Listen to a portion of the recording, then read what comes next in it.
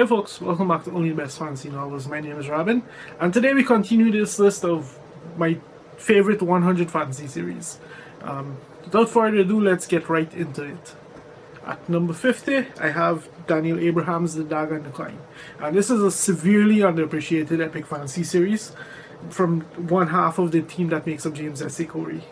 And it follows the conflict that wages between two particular characters.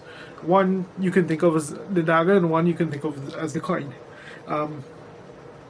In this case, those titles are based on different areas of expertise. We can say, like, the Klein comes from is a banker who is embroiled in this conflict, and the Dagger is a tyrant, basically, and they're on opposing sides of this conflict, and that makes it more interesting than just a generic epic fantasy series of two warring kingdoms, that kind of thing.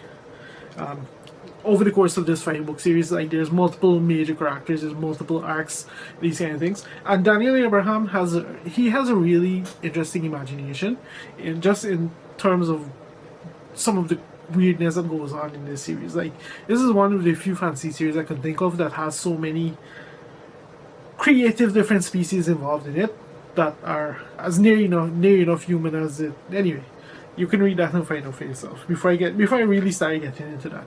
But that being said, the thing that really makes this series stand out for me is that it's just, like, as you can tell from the hint about the coin, one of the major focuses of the series is economics. The economics of war, the economics of a medieval time, that kind of thing.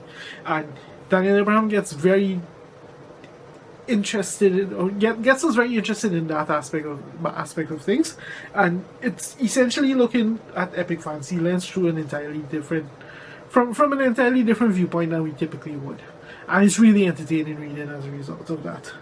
On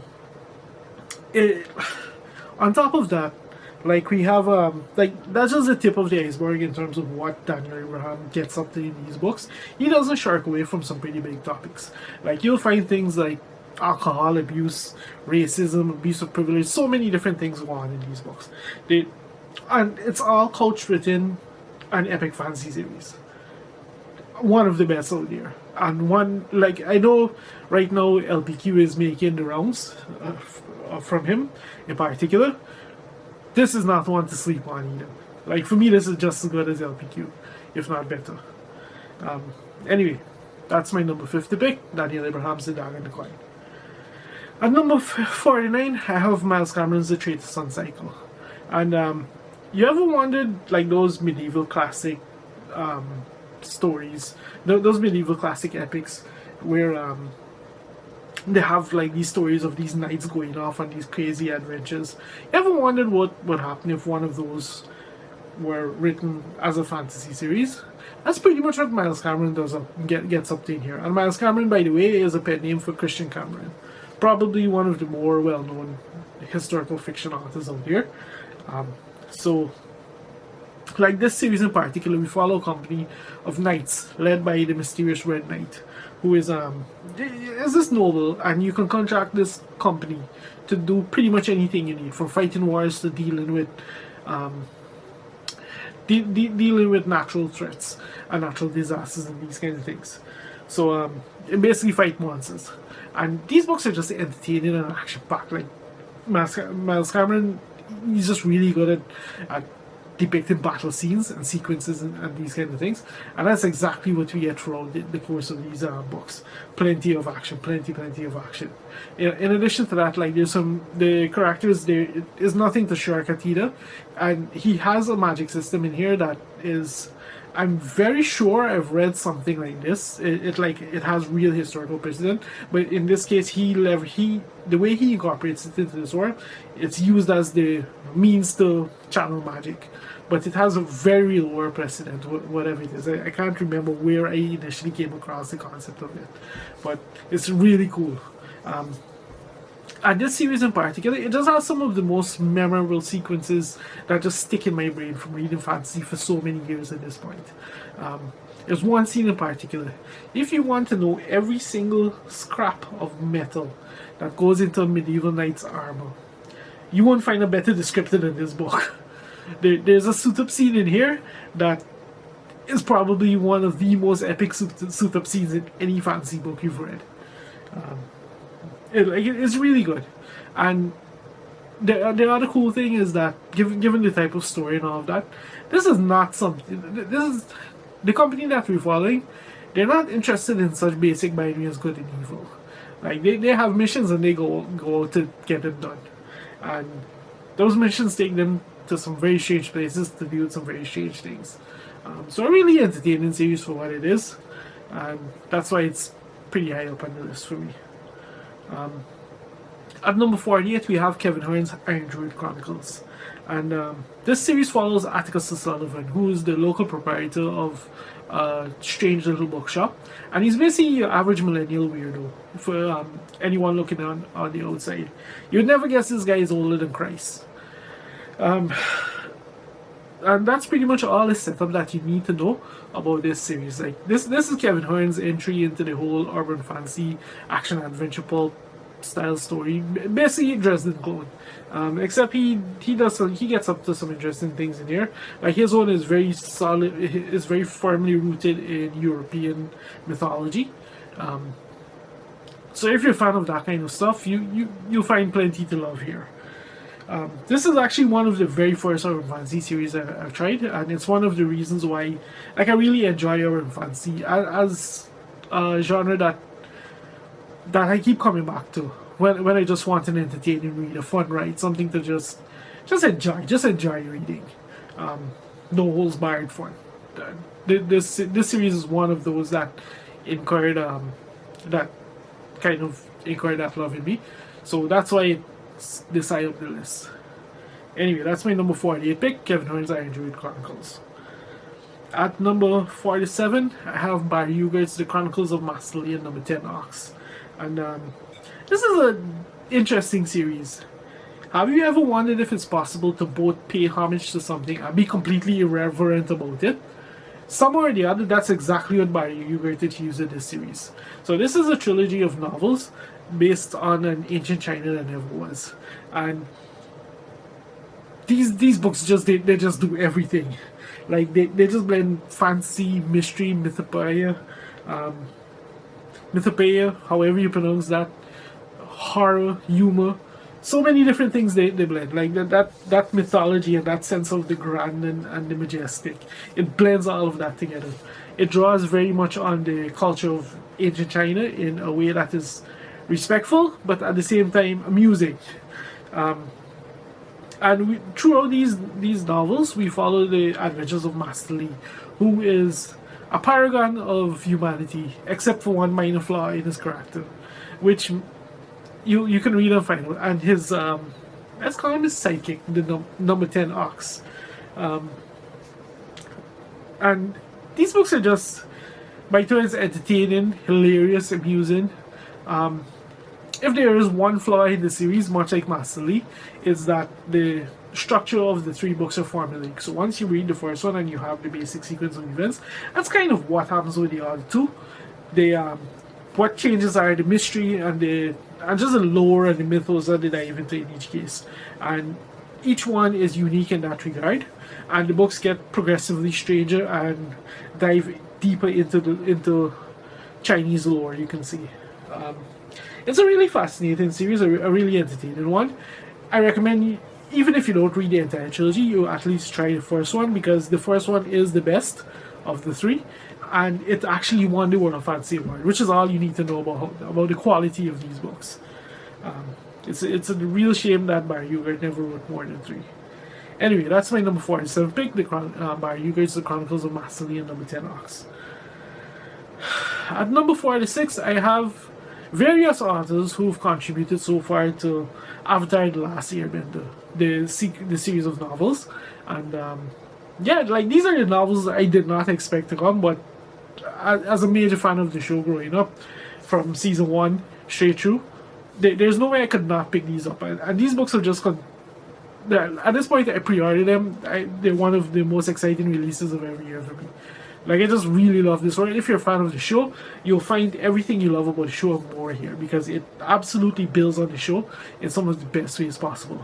These books, they seem to be they seem like they're going to be a series of duologies that each focus on a different form of avatar. So in the first pair, for example, we follow Kyoshi, who's an absolute unit, by the way. Like, the show really hypes up Kyoshi as one of the more powerful avatar incarnations. With this book, you see exactly how powerful. Like, that woman is insane in terms of power level. Yeah, that's Kyoshi. And then what I really like about it as well is that the books all do different things. They all have different creative ways of doing things. So, for example, Kiyoshi's story is more of a country torn by rebellion and these kind of things, and she gets embroiled in that as her major conflict to deal with. One of the duology that came after Kiyoshi is follows after Yang Chen, and her conflict is more ideological. Like her team avatar that she puts together is more tactical. There's more kind of intrigue and espionage and these kind of things. Even the way that she operates as an avatar is very different from anything we've seen to date. So with these books, like, they really flesh out the avatars that we know, and from the little that we've seen of them in the show, for me it sticks true to form with what we see. And then they have there's a current duology. As of the time of this recording, there's only the first book out so far, which follows after Roku. And yeah, that's all you need to know. Like, so there's 5 books out in it. These books, like I said, they're just some of the most exciting things I read every year as a fan of the show. And for me, they do a really good job of just carrying on that magic and that special, and just keeping that special flame alive for me, basically, when it comes to just how much I love that show. How much I love that show growing up, and how much I continue to enjoy it to this day. Yeah. Anyway, that's my number 4 and 6 pick. The 2 different, well, I say various authors, but it's really only 2, FCE and Randy Raby so far, who've written the 5, soon to be 6 books in the Legends of Avatar series. Avatar the Last Airmen series, whatever that is. Anyway. At number 45, I have Guy Gavriel Kay's On the Heaven. And these books are unique for GGK in that they're a duology, loosely connected as they tend to be. They're set a few centuries apart, but more importantly, they don't take place in the shared world where so many of his standalone novels and the Serene Mosaic, for example, takes place. Like, these are their own separate thing.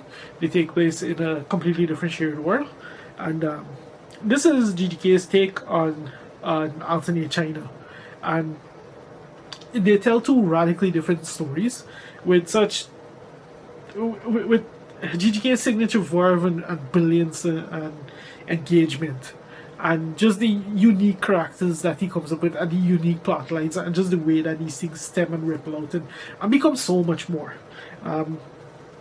Like, everything you love about GGK is here. The incredible prose, the interesting spins and viewpoints on major events, and as usual, the politicking and the intrigue and the suspense and that kind of thing. Like, for me, these books, like, even on the level of his more political books, like, these books are right up there in terms of that. And like, these are just really, really, really good. For me, at least, like, I consider these more on the high end of his fiction. If someone tells me like like one of these is their favorite GTK, I really wouldn't argue with them. That being said, like I said, it's a duology, but duology is a really bad word to describe these books. They're more like a likely interconnected pair. You can technically read River of Stars before you read On the Heaven, which came out after, and it really doesn't matter. But yeah, anyway, GGK, On the Heaven. That's my number 45 pick. At number 44, I have Jacqueline Carey's Nama Universe. And so far I've read the first 2 trilogies in this. And this is basically Fantasy's favorite BDSM series at this point, it feels like.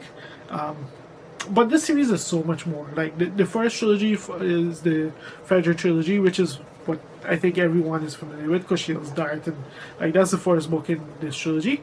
And the story is essentially that we have this main character, Fedra, who she was born with a mark to signify that she's touched by the gods, and as a result of that mark, she's trained in the arts of a courtesan, because in this world, like the sex and religion are very closely intertwined. So as a result of that, she was trained in a way that to she was trained in a way to kind of prepare people for that, to prepare herself, to prepare her for a life of the religious role that she has to play, basically. And along the way, as part of her because because of the way that her contract works in this world, she also gets trained as a spy. And eventually she comes to court and she becomes just deeply embroiled in the machinations of court politics and these kind of things, to the point where she ultimately holds the fate of the crown in her hands. And that's kind of the gist of the first trilogy. It becomes so much more beyond that, by the way. That's just like the initial setup. But why I talk about it like that is because this trilogy is just a very deeply political, character-driven fantasy. Like if character-driven fantasy and fantasy-driven by politics is your thing, really take a good look at this series, because yes, it has quite like there is a major the major subplot is very much romance and sexually driven, which has unfortunately come to dominate the reputation of this series. But these books offer so much more beyond that, and that's what makes them worth looking at. So that's the first trilogy. The second one, the second one, we go to, let's call it the next generation, essentially, the Emerald trilogy, and that follows a cast of characters we were introduced to in the first trilogy, and these are more. These books don't have the religious connotation of the first three books, but they do carry on the spice from the initial trilogy. They do carry over that spice content, and they do their own thing. Like, these are much more straightforward political kind of intrigue between kingdoms and that kind of thing. They do continue the story of many of the characters that we saw in the first trilogy, while being their own thing at the same time. And once again, like, these are just deeply character-driven stories. This one, I would say, is a bit more on the romance-driven side. But at the same time, like, it offers so much more. Like, it deals with so many questions about morality and duty and honor, especially given the unique nature of the main character, Emil,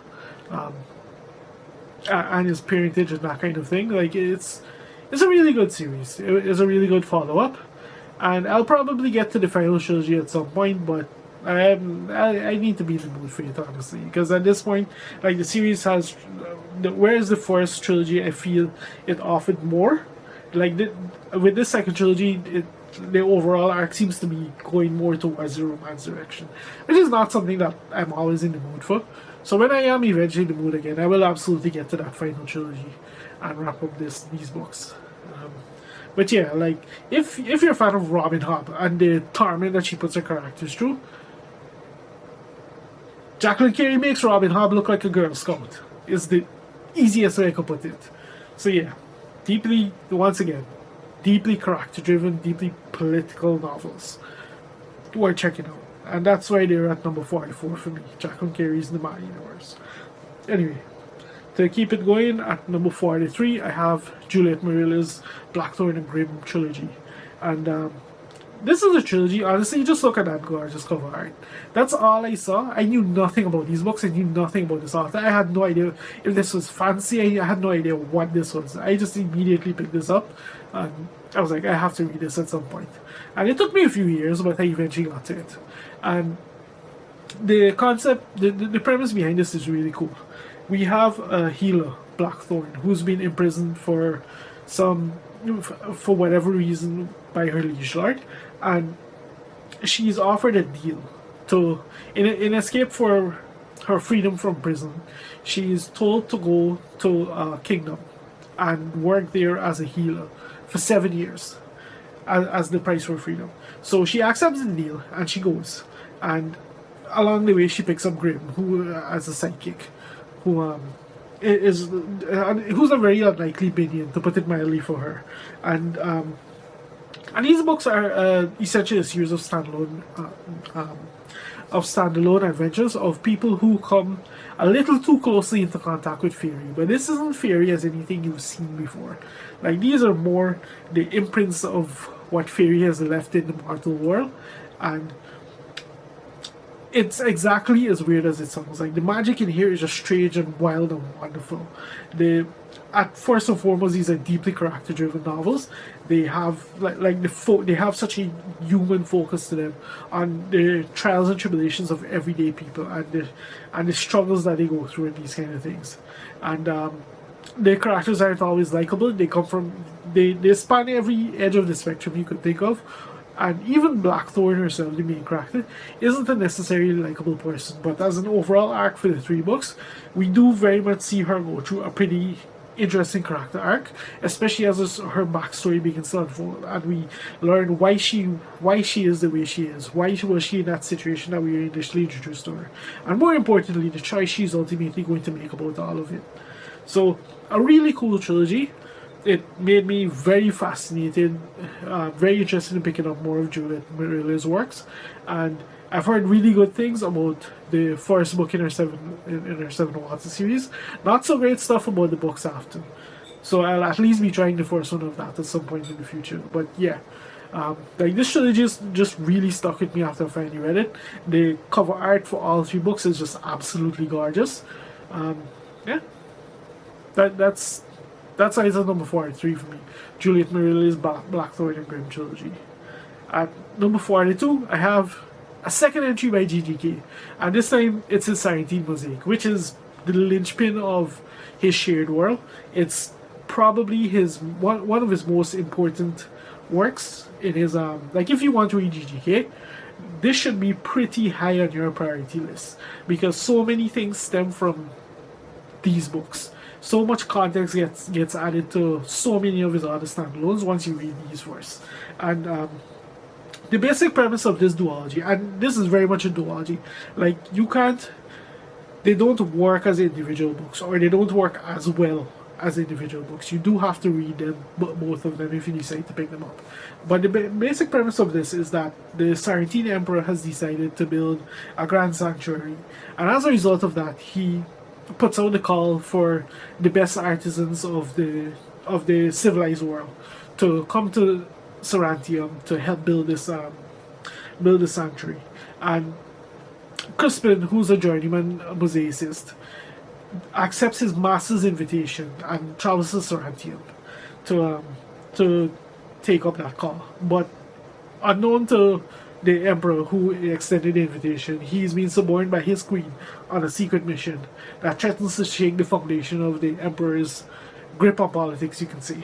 And as if that's not bad enough, when Crispin arrives, he finds himself quickly sucked into court intrigue, given the unique nature of the Sarantine court.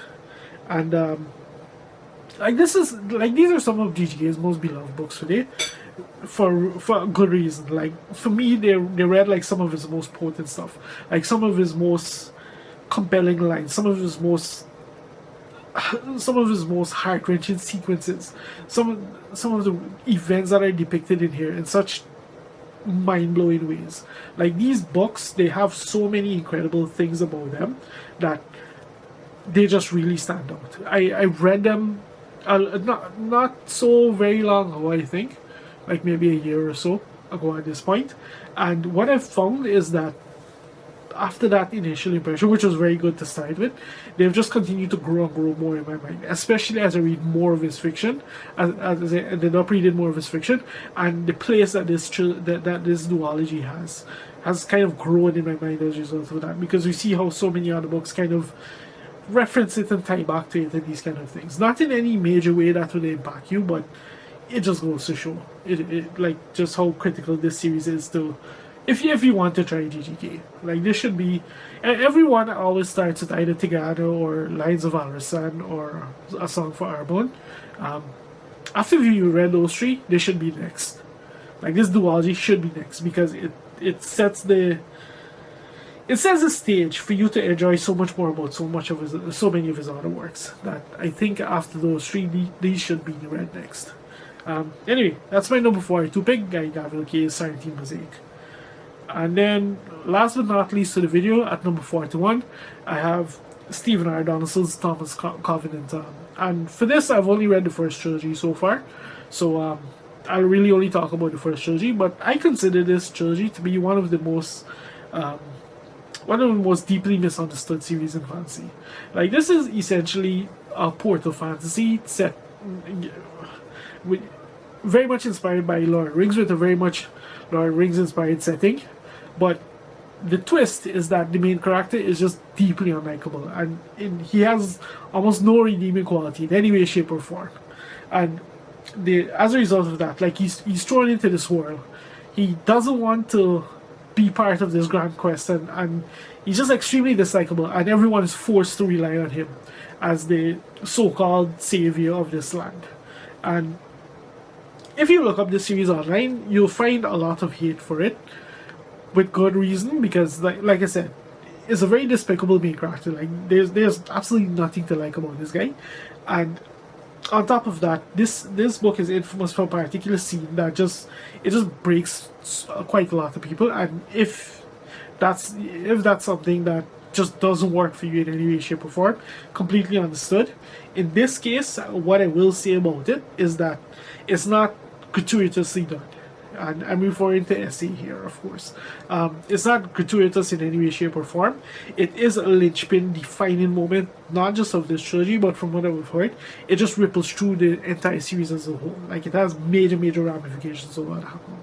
From what I've read in these three books, I can tell you it's the impact it has and the consequences of it and all of that is very much something that Stephen R. Donaldson wanted to explore as part of this character's less than ideal personality and the way that he has to impact this world and all of that. But with it, like, these books, they're just as much as they're couched within the whole traditional epic fantasy thing, they just raise so many questions in terms of morality, and you gotta read them. They're an interesting experience. I don't really want to dive into what they do, because that's kind of the heart and soul of these books. They're like, these books are not really special without that particular exploration that Stephen R. Donaldson gets into. Like, these books would not be unique or different from just generic Lord of the Rings inspired schlock in any way, shape, or form. So I really don't want to discuss it, but it's worth the read. It's worth trying, and if you don't like it, you don't like it. Completely fair, absolutely valid take. If you do like it, you'll find plenty more to like as you go in this trilogy, at least. I can vouch for this trilogy. I do need to read the others at some point, but it's not like a super high priority for me, because with classic fantasy of this nature, I kind of need to be in the mood for it. But anyway, that's neither here nor there. That's number 41 for me, Stephen R. Donaldson's Thomas Covenant trilogy. And yeah, that's pretty much it for now. If you've made it this far into the video, thank you very much for watching, and I'll see you next time.